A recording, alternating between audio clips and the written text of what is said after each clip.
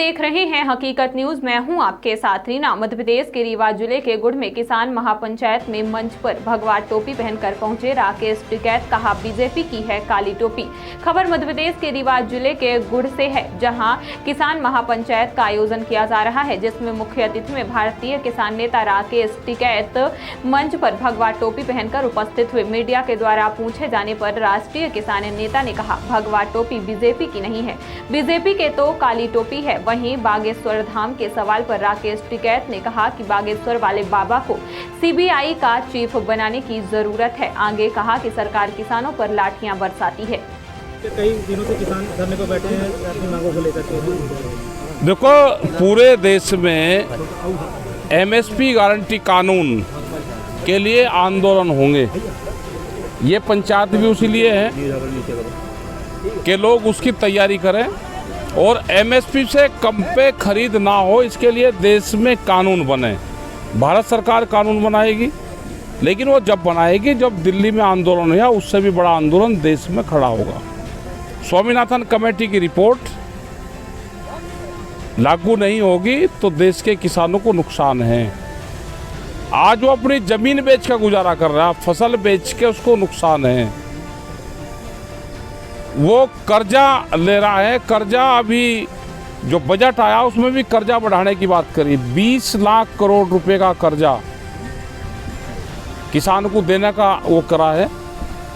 और इस वाले बजट में भी 1,80,000 करोड़ रुपए के करीब बढ़ाया कर्जा। वो जाएगा, उसकी जमीन नीलाम होगी। देश में सुसाइड के केस बढ़ेंगे।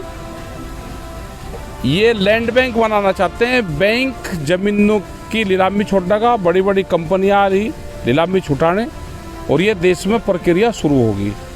इसके लिए एक बड़े आंदोलन की जरूरत पड़ेगी।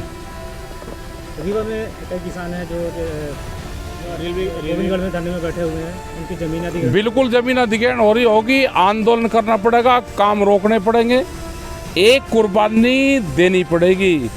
25 साल कुर्बानियों का है, इसमें मजबूती के साथ में लड़ाई लड़नी पड़ेगी। 2047 जो भारत सरकार ने कहा कि स्वर्ण काल चल रहा है, उसमें किसानों की 60% से ज़्यादा ज़मीन व्यापारी और सरकारों के पास में चले जाएगी अगर आंदोलन नहीं होंगे। छत्तीसगढ़ में, मध्य प्रदेश में बहुत जगह रेलवे के नाम पर ज़मीन ले रहे, और एक क्लोज और डाल दिया कि ये ज़मीन हमको किसान दान में दे रहे हैं। एक दान पत्र का एक पेपर हो रही है, ले आए। साल के अंत में विधानसभा चुनाव होने वाले हैं और ऐसे में रीवा में आपका आना। विधानसभा चुनाव तो हो रहे हैं, यहाँ चुनाव किसी की सरकार बन रही हो, जब बनी हुई सरकार को लूट लेते हैं तो ये तो बड़े डकैत आ गए देश में। बनी हुई सरकार लुट्टी आपके सामने, मध्य प्रदेश की, वहाँ की महाराष्ट्र की लुट्टी, तो चुनाव का महत्व क्या रह गया? किसानों को क्या संदेश देना चाहिए? किसान संदेश ये है कि जमीन बचानी है तो आंदोलन में आ जाओ। बड़े आंदोलन की देश में जरूरत पड़ेगी। वे आंदोलन कहाँ कहाँ होंगे वो आने वाला टाइम बताएगा। अभी दिल्ली में 20 तारीख में 20 मार्च में मीटिंग है, और उसके बाद में पूरे देश भर में मीटिंग है और आंदोलन चलेंगे। पंजाब के अमृतसर में जो हुआ, क्या हुआ सही था? वो तो बता दिया। अरे ये बीजेपी तो करवा रही, सारे और करवाएगी, यही तो करवाएगी, सारे यही तो करवाएगी, क्योंकि उसकी सरकार है। उसकी सरकार पे एलिगेशन हिंदू और सिख का लगाएंगे।